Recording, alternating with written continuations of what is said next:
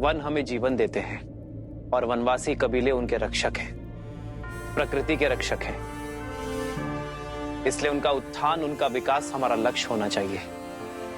इन्हें और इनके समान सभी को मुख्य धारा से जोड़कर रामराज्य में इनका विकास सुनिश्चित करना होगा। इनके लिए विद्यालय स्थापित करने होंगे।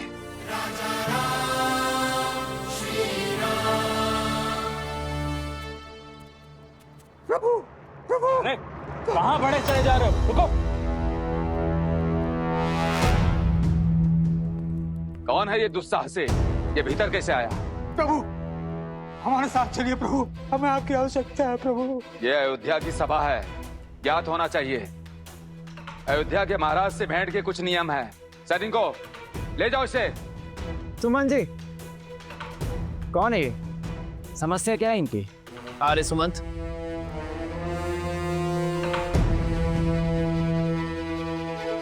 प्रभु, जो घट रहा है उसका वर्णन मैं शब्दों में नहीं कर सकता। कृपया चलकर देखें कि संसार क्या संकट झेल रहा है। यह आपकी और देवी सीता के सजाए राम राज्य पर उठा प्रश्न है।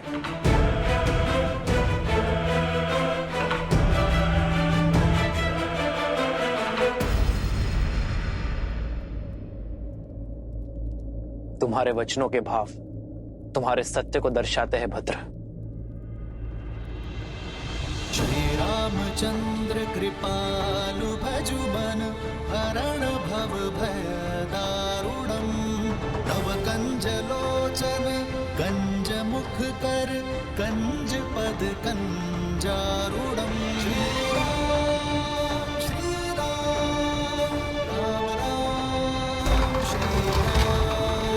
श्री राम श्री राम राजा राम श्री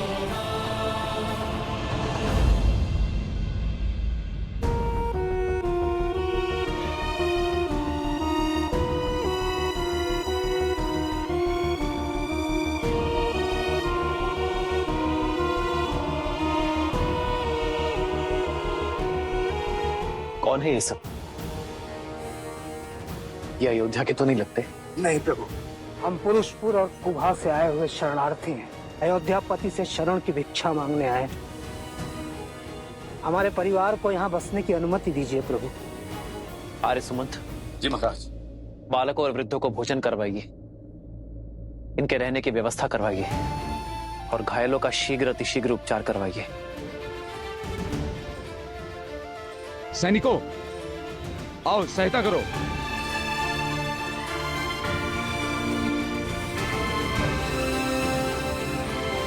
ऐसी कौन सी विपदा आन पड़ी जो गंधर्वासी को अयोध्या से शरण मांगनी पड़ी? ये पीड़ा किस घटना का परिणाम है? हम अपने राज्य में बहुत प्रसन्न थे महाराज। सुख सुविधाओं की कोई कमी नहीं थी, पर अकस्मात एक दिन गंधर्वों ने हम पर आक्रमण कर दिया।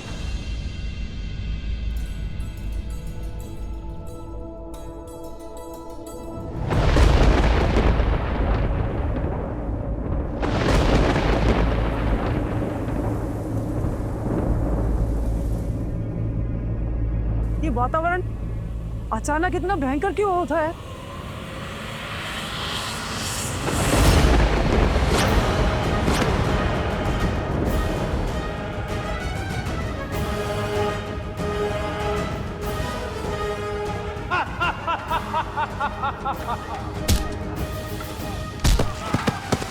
कर दो सबको।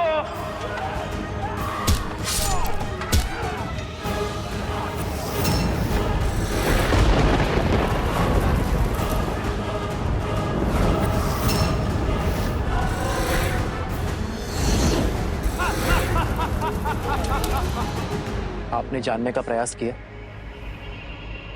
कि गंधर्वों ने यह आक्रमण क्यों किया? वो बाकी गंधर्वों से भिन्न है महाराज। उनका राजा गंधर्व वृश्क अपने समान किसी को नहीं मानता। वो केवल बल पर विश्वास करता है, न धर्म न अनुशासन। उसके बल ने उसकी प्रवृत्ति मलिन कर दी है। इसी कारण उसे और उसके साथियों को बाकी गंधर्वों ने त्याग दिया है। वो कहते हैं, हम बलशाली हैं, जो चाहिए हाथ बढ़ा के छीन लेंगे। हमने पूछा कि हमसे क्या शत्रुता है, तो उन्होंने हमें प्रकृति का नियम समझा दिया। प्रकृति का नियम है कि दुर्बल सदा सबल के आगे विवश रहता है। तुम दुर्बल हो तभी शीश झुकाने के लिए जन्मे हो।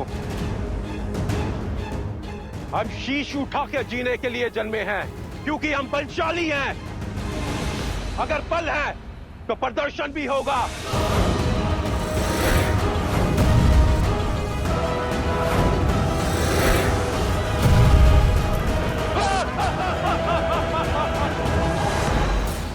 उन्होंने हमारे राज्यों पर अपना शासन स्थापित कर लिया है, बस इसीलिए हम आपकी शरण में आए। निर्बलों के बल, असहायों का सहारा, हमारे संकट का निवारण केवल आप हैं। आप। महाराज, आज्ञा हो तो एक सैनिक दल भेज दे वहां। नहीं भरत, ये समस्या उससे अधिक गंभीर है।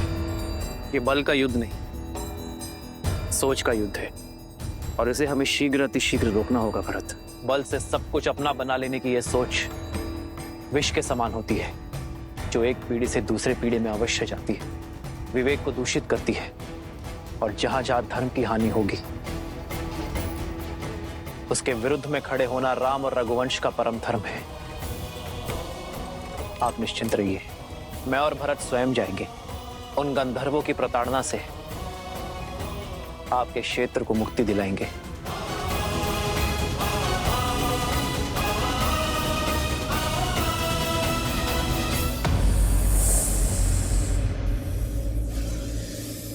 हे भगवान, ये कैसे संभव है?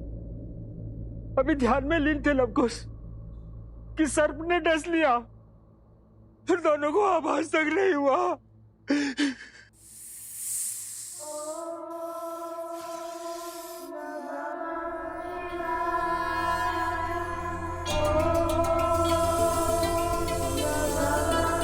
अद्भुत, अद्भुत! लवकुश जीवित है, जीवित है लवकुश। जेहि पर कृपा करहि जनु जानी, कवि उर न जावहि मानी। देव शिशु जन विनाति सूरा, जानकी सुत रूप लव कुश बोला। जानकी सुत रूप लव कुश बोला।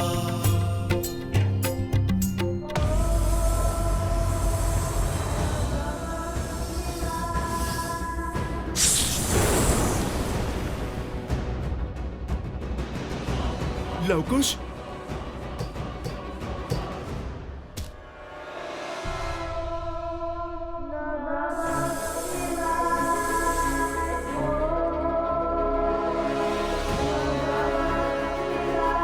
हर हर महादेव।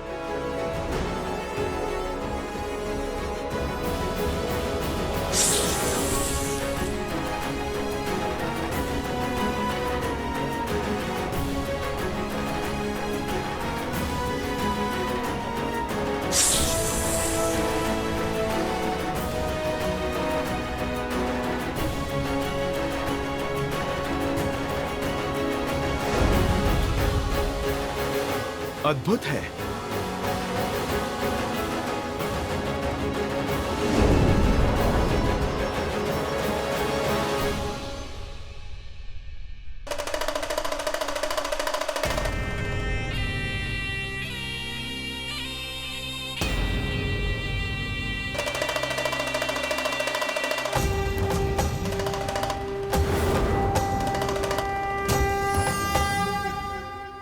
हे महादेव, ये तो स्वयं साक्षात नागराज वासुकी हैं।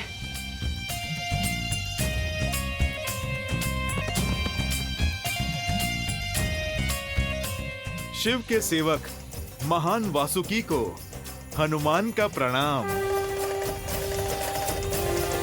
खुश, आंखें खोलो।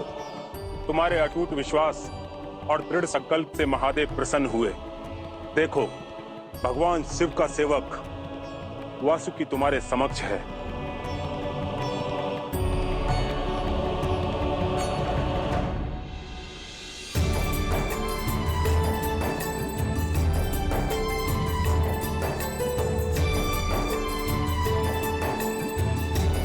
प्रणाम नागराज वासुकी।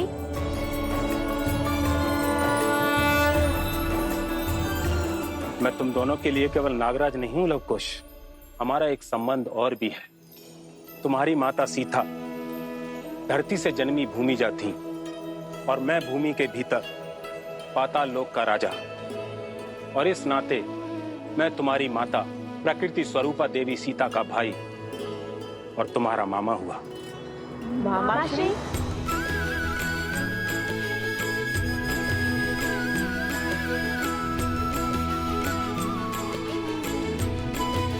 अर्थात ये ऋषि कुमार नहीं, ये राजकुमार है। अयोध्या नरेश श्री रामचंद्र के पुत्र है, लवकुश। मित्र जटायु के आग्रह पर उन्होंने वो युद्ध लड़ा था, और उसी युद्ध में अपनी वीरता का ध्वज लहराकर उन्होंने दशरथ का नाम प्राप्त किया। आज भी हमारे समक्ष ऐसी ही परिस्थिति बन चुकी है, और धर्म की रक्षा और पाप का अंत तो रघुवंश का कर्तव्य है। हम पराजय से भयभीत होकर अपने धर्म से विमुख नहीं हो सकते, अपने कर्तव्य से मुख नहीं मोड़ सकते। हम स्वयं को उनके दुखों से भिन्न नहीं कर सकते। जब जब इस संसार में मानवता आहत होती है, धर्म पर प्रहार होता है, तब तब हम अपने प्राणों की शक्ति से संसार और मानवता की रक्षा करते हैं।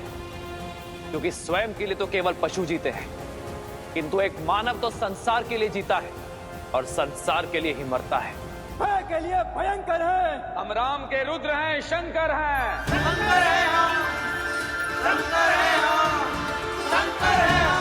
जय सिया राम, जय सिया राम, जय सिया राम, जय सिया राम। आओ व्रत।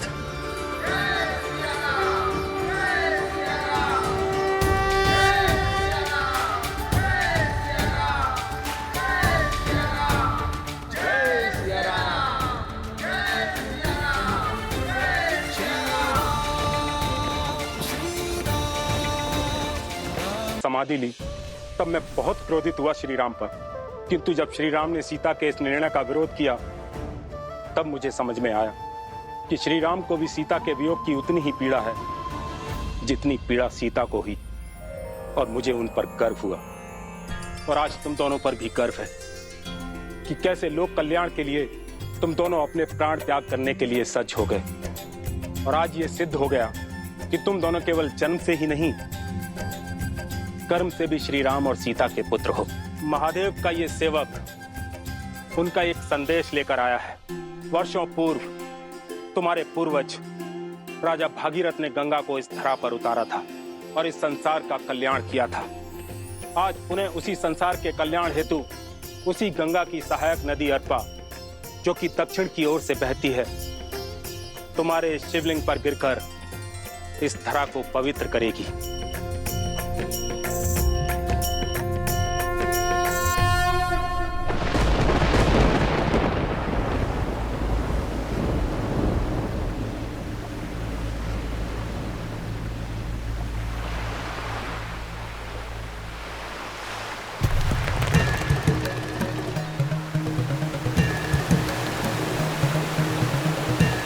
धन्य हो महादेव।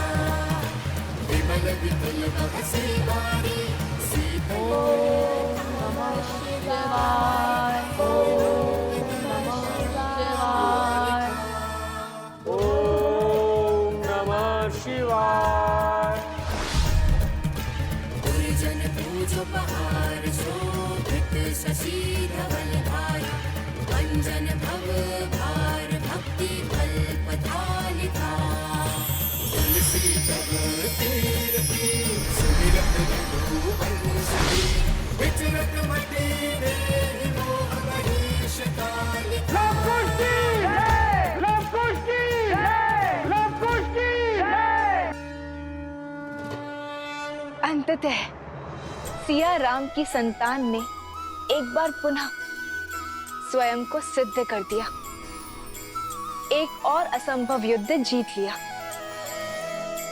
परंतु महादेव, पहले पिता से पृथक होने का दुख, फिर अपनी माता को खोने का दंश, और अब जगत कल्याण के पथ पर आए अनगिनत कष्ट। क्या लवकुश की इतनी परीक्षाएं उचित है? क्या उनसे सुख और शांति से जीवन जीने का अधिकार छीनना न्याय संगत है? देवी, हर परीक्षा अपने साथ एक नई सीख लेकर आती है। लवकुश के जीवन में आई ये परीक्षाएं उनके लिए एक नई सीख तो लाई ही हैं, साथ ही संसार के समक्ष कुछ सिद्ध करने के लिए भी आई हैं। यूं समझ लीजिए कि सत्य का आवरण हटाने के लिए ही उत्पन्न हुई है। कैसा सत्य महादेव? वही सत्य देवी जिसे आपने जाना है, जिसे लवकुश ने अनुभव किया है, जिसे श्री राम ने जन्म से पाया है, और अब लवकुश अपने कर्म से पा रहे हैं। इनके भीतर से निकली ज्योत सारे संसार को जगमग कर रही है, अर्थात इनका मन पूर्णतः स्थिर है। हाँ देवी, जो स्थिर है वही जागृत है, और जो जागृत है वही संसार का उपकार करने में सक्षम है, जगत को बदलने की शक्ति रखता है। जिस निष्ठा और धैर्य के साथ लवकुश ने निरंतर यह जप तप किया है, वो उनकी जागृति का ही तो प्रतीक है। यह सिद्ध करता है कि लवकुश संसार में धर्म का प्रकाश बनेंगे, अपने शौर्य और धर्म की ज्योत से संसार को ज्योतिर्मय करेंगे, श्री राम की विरासत को, राम राज्य। आपने हमें संकट से तो मुक्ति दिला ही दी, हमारी ओर से एक प्रार्थना और स्वीकार कर लीजिए। हमारे राज्य को कौशल की शरण में ले लीजिए और उसकी बागडोर संभाल लीजिए। जो भी राज्य श्री राम की शरण में आएगा उसे तो हमें स्वीकार करना ही होगा, किंतु इस राज्य की बागडोर लव नहीं, केवल कुश संभालेगा।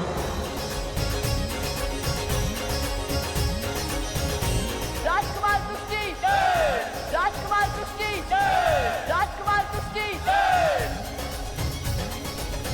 माता कहती थी कि संसार में प्रेम से अधिक मूल्यवान और कोई वस्तु नहीं,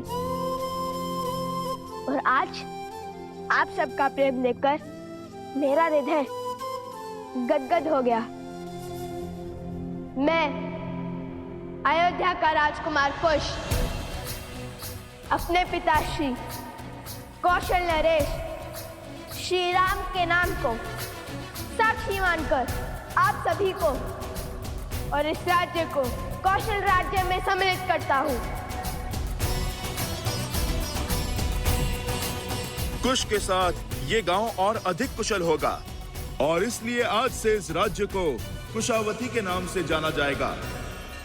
राजकुमार कुश्ती, राजकुमार कुश्ती, राजा राम की, राजा राम की, राजा राम की, राजा राम की जय। राजा रामचंद्र की, राजा रामचंद्र की, राजा रामचंद्र की, राजा रामचंद्र की, राजा रामचंद्र की। केला बहुत ही मीठा है।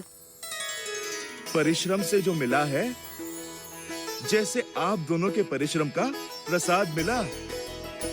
ज्ञान प्राप्त करने निकले और दिग्विजय होकर लौटे। प्रभु तो ये सुनकर गदगद हो उठेंगे। कुछ लीजिए। नहीं।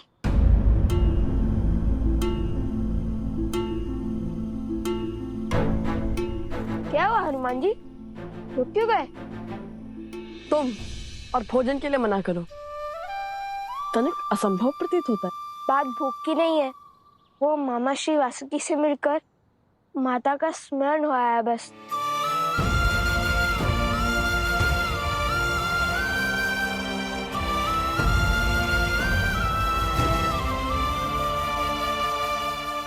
देख रहे हैं ना प्रभु, जो पीड़ा आप सह रहे हैं, आपके पुत्रों को भी उसी का दंश सता रहा है।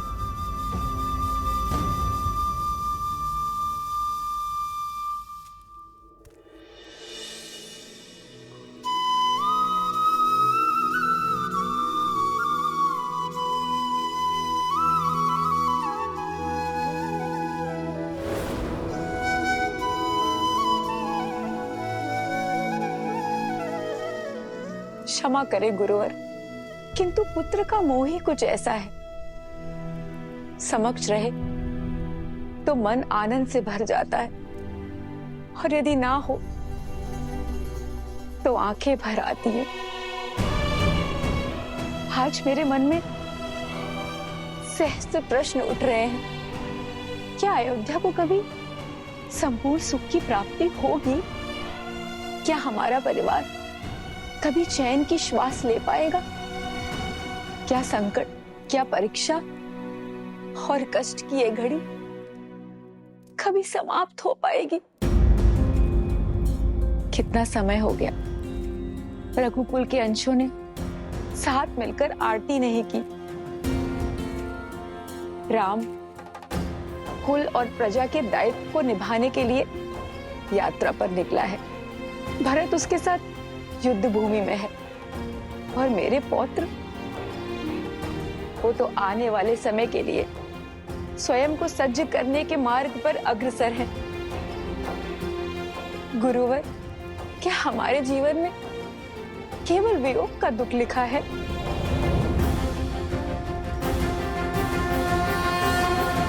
देवी, यह वंश, यह परंपरा केवल एक परिवार नहीं, एक धरोहर है, साक्षात नारायण की। ना ये परिवार साधारण है, ना परिवार जन। फिर आपके ये कष्ट सामान्य कैसे हुए देवी? रघुकुल सदा धर्म की धुरी रहा है और रहेगा।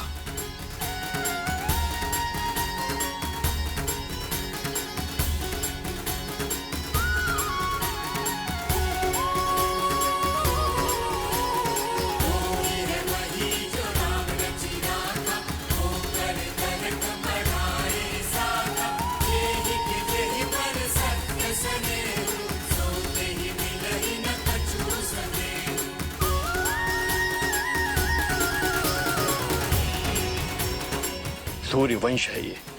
सूर्य स्वयं तपकर ही प्रकाश देता है। स्वर्ण के आभूषण को बनाने वाली भट्टी को आंच सहनी पड़ती है। जो संसार संवारने निकले हैं उन्हें कष्ट सहना पड़ेगा। इसलिए चिंता त्यागिए और भक्ति कीजिए देवी। पूर्ण श्रद्धा से प्रार्थना कीजिए।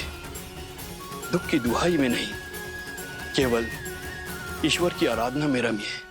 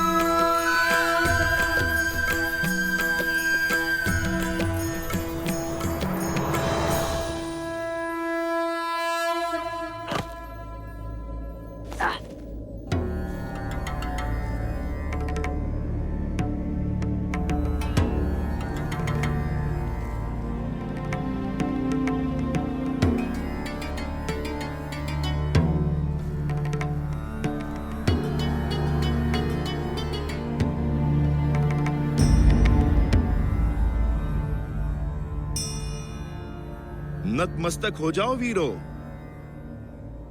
हम भगवान विष्णु के बहुत प्राचीन मंदिर में खड़े हैं। चलो कुश, अब संसार की दशा सुधारने वाले भगवान विष्णु के पूजन स्थल को सुधारे।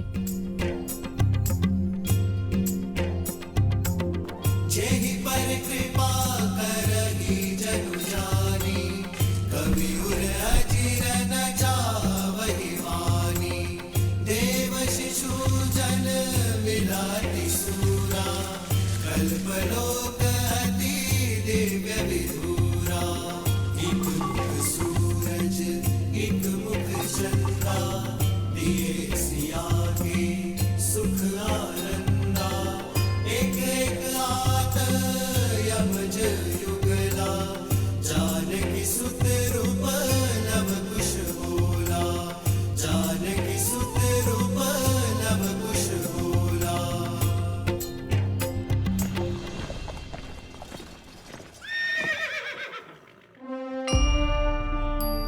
पिताश्री पिताश्री प्रभु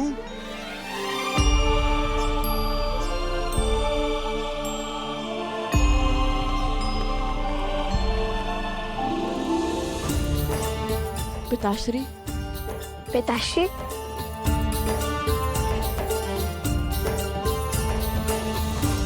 पुत्रों,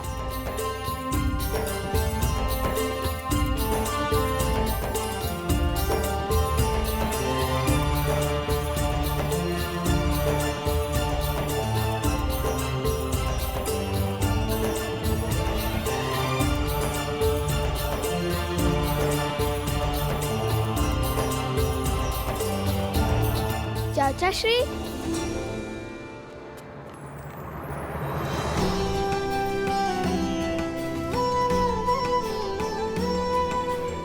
आयुष्मान भव।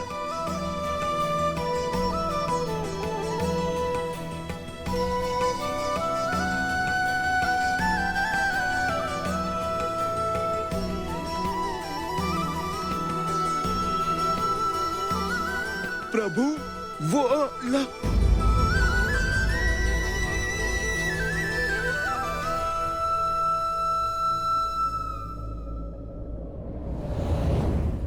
अष्टबाहु का अंत ही नहीं, श्रद्धा का नया अध्याय भी लिखा है लव कुश ने। अपने तप से महादेव का आशीर्वाद प्राप्त किया, साक्षात वासुकी नाग की परीक्षा उत्तीर्ण की। दो शब्दों में कहूँ प्रभु तो इनका भविष्य दिग्विजय में परिवर्तित हो रहा है। असंभव को संभव किया है तुम दोनों ने, मेरे शीश को गर्व से ऊंचा किया है तुम दोनों ने, और धर्म के लिए स्वयं को समर्पित करना तो मानव कर्म की पराकाष्ठा है पुत्रों। हमारी बातें तो हो गई, अब अयोध्या का समाचार सुनाइए ना पिताश्री। अयोध्या में सब कैसे हैं वहाँ? सुमित्रा दादी, कौशल्या दादी सब स्वस्थ है लव कुश वहाँ पे। और लक्ष्मण भैया वो कैसे हैं?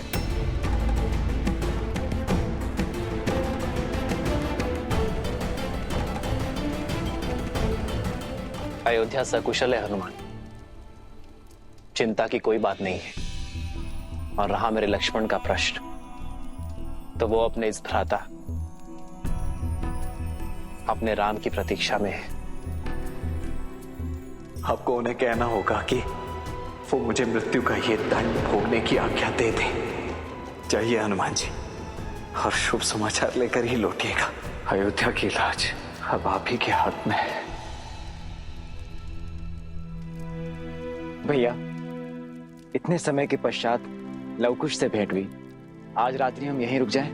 अवश्य भर अपने राम की प्रतीक्षा में है।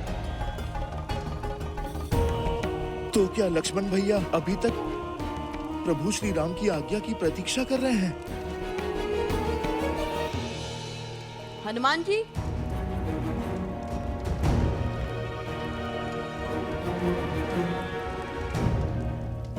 क्या बात है? आपकी आंखों में दुख और मुख पे चिंता। अपनी पीड़ा अग्निदेव से नहीं, हमसे कहिए क्या हुआ? चिंता नहीं, चिंतन कर रहा हूँ। मन कुछ घबरा सा रहा है, कुछ उचित आभास नहीं हो रहा। प्रभु को हृदय से लगाते ही उनके भीतर की अतः पीड़ा का आभास हुआ मुझे।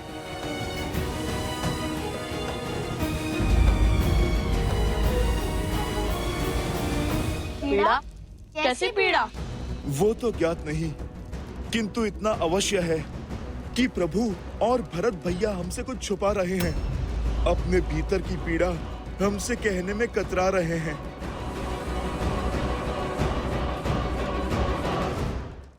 और हनुमान को अभी लक्ष्मण का सत्य ज्ञात नहीं होना चाहिए। आपकी चिंता समझ सकता हूँ भैया मैं, यदि उन्हें सत्य का ज्ञात हुआ तो धर्म के जिस पद पे वे अग्रसर हैं, इससे कहीं पीछे ना हट जाएं। अपने संताप में वे कहीं धर्म की हानि ना कर बैठे। लवकुश से अधिक चिंता मुझे हनुमान की है। मेरे जीवन की तो केवल एक ही प्रतिज्ञा है, अपने प्रभु की सेवा और प्रभु श्री राम की रक्षा। और मुझे इस जीवन में जब जब किसी भी अनिष्ट का आपके प्रति आभास होगा, मैं तब तब प्रभु उस आभास का निवारण करूंगा।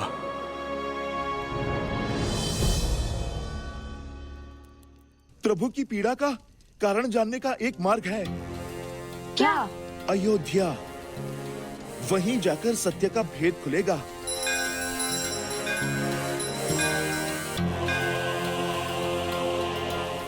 मैं यूं गया और यूं आया।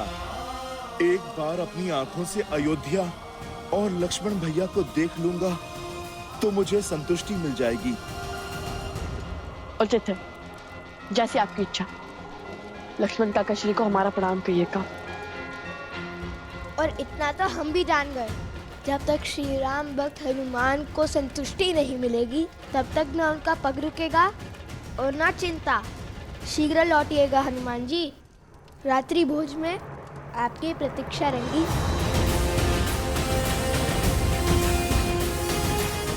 जय श्री राम।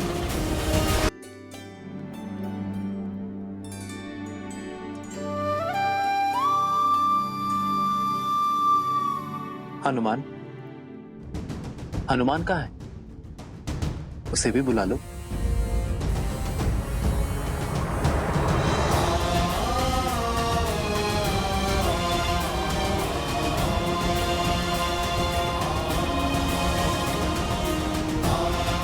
न जाने उन्हें आप पे किस दुख का आभास हो रहा था, क्या चिंता खा रही थी उन्हें, जो वो अकस्मात ही लक्ष्मण काका श्री से मिलने अयोध्या की ओर बढ़ गए। भैया, लक्ष्मण तो अयोध्या में है ही नहीं। यदि हनुमान जी को सत्य का ज्ञात हो गया तो? नहीं अर्थात कहाँ गए लक्ष्मण काका श्री? क्या हुआ उनके साथ?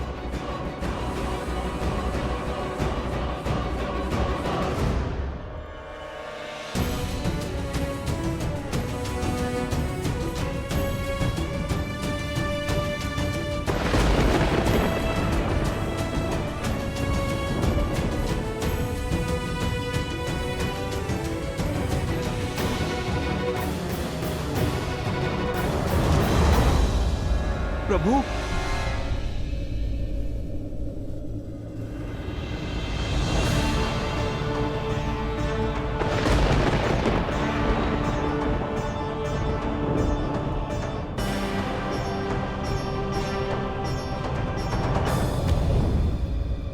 प्रभु,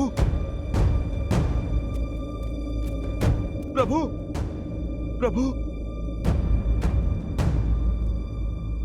भैया,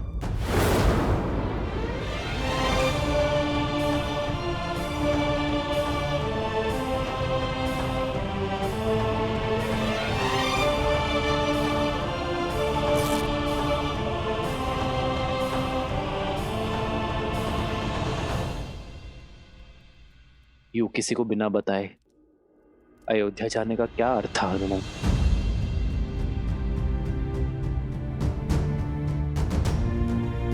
मुझे लगा मैं तुमसे छुपा लूंगा, किंतु ये कैसे भूल गया कि एक भक्त की श्रद्धा में भगवान को विवश करने की शक्ति होती है। हनुमान, मैंने तुम सबसे एक सत्य छुपाया है, और वो सत्य ये कि लक्ष्मण ने सरयू में जल समाधि ले ली है।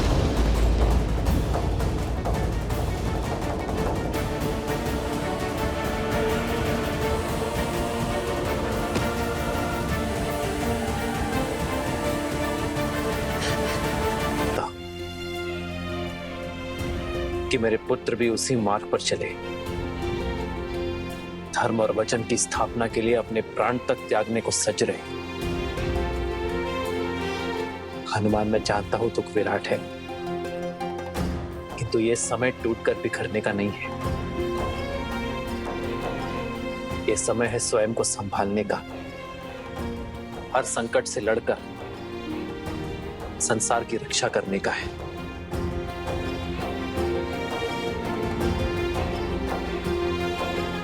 धर्म की स्थापना करना है, रघुकुल की रीत निभाना है। मेरा विश्वास करो हनुमान, और कोई समस्या नहीं है। ये अयोध्या और अयोध्यापति सकुशल है, इसलिए तुम चिंता छोड़ो और लवकुश के साथ दिग्विजय की यात्रा में आगे बढ़ो। नहीं प्रभु, आप मुझे स्वयं से दूरी का दंश मत दीजिए। प्रभु, आप मुझे अपने साथ रहने की आज्ञा दीजिए, आज्ञा दीजिए प्रभु। आप कहें या ना कहें, ये भक्त सब समझता है प्रभु। लक्ष्मण भैया के बिना आप कितने कष्ट में होंगे प्रभु। माता सीता, अब तो माता सीता भी नहीं है आपकी पीड़ा हरने के लिए। प्रभु, आप मुझे इस विकट घड़ी में स्वयं से पृथक मत कीजिए, मत कीजिए प्रभु।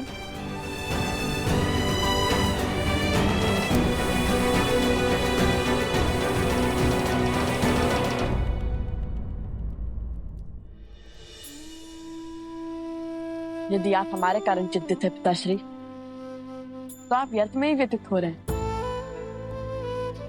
वक्त से इस विकट घड़ी में भगवान के साथ उनका सुख मत छीनिए। देखिए ना, आपकी चिंता हनुमान जी के मुख पर प्रदर्शित हो रही है। उन्हें आपके साथ रहना चाहिए, हमारे साथ नहीं। हम पर विश्वास कीजिए और ऐसे एक भक्त की आस मत तोड़िए। हनुमान,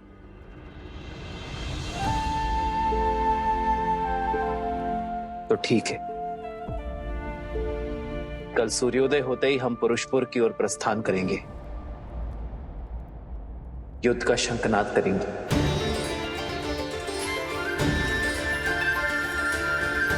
और तुम भी हमारे साथ ही चलोगे हनुमान।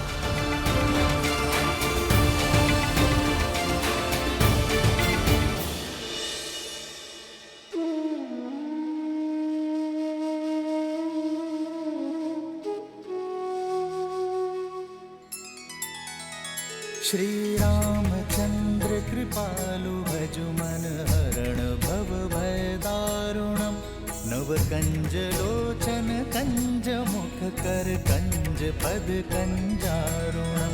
भगवान के अवतार का केवल नहीं गुणगान है, कैसे नारायण बने नर इसका पावन ज्ञान है। श्री राम श्री राम श्री राम श्री राम। आयुष्मान भव पुत्रो।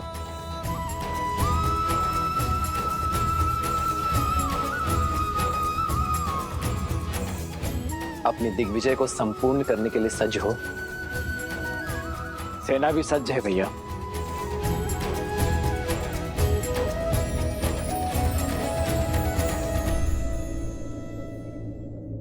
अपनी दिग्विजय की मद में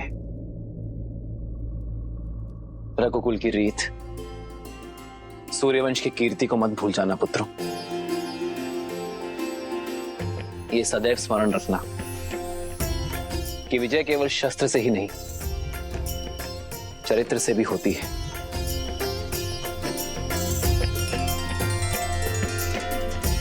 तुम दोनों केवल रघुवंश के अंश नहीं हो, धर्म के पथिक भी हो। और ये यात्रा केवल भ्रमण नहीं, यह अध्ययन है, संसार का भी और स्वयं का भी। क्योंकि जो स्वयं पर विजय पा लेता है, उसे संसार कभी हरा नहीं सकता।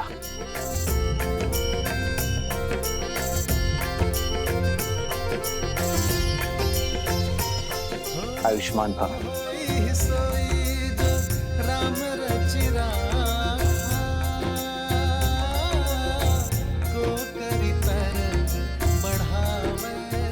भरत, माताओं तक सूचना पहुंचा दी तुमने? जी भैया, संदेश भेजा जा चुका है।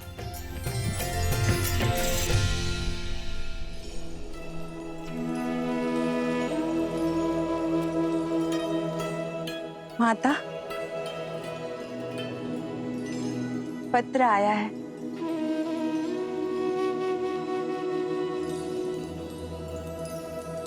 प्रभु ने आप दोनों की सुन ली। कल महाराज और भरत भैया की भेंट लव, कुश और हनुमान जी के साथ हुई, और रात्रि में भोजन भी उन लोगों ने साथ में ही किया। तुम सत्य कह रही। धन्यवाद नारायण, धन्यवाद। मेरे पोते अपने पिता से मिले, उनका आशीर्वाद पाया, इससे सुखद और क्या हो सकता है। लव और कुश अपने भारत भ्रमण को संपूर्ण करने के लिए आगे बढ़ रहे हैं, और राम और भरत पुरुषपुर की ओर अग्रसर हैं, उन दुष्ट गंधर्व के अंत के लिए सज्ज हैं।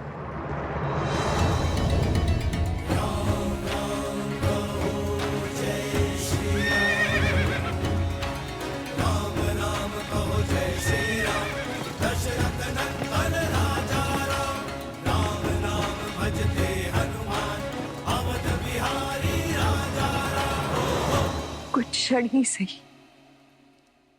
मन की शांति के लिए शीतल छाया तो मिली। आपका कोटि कोटि आभार प्रभु।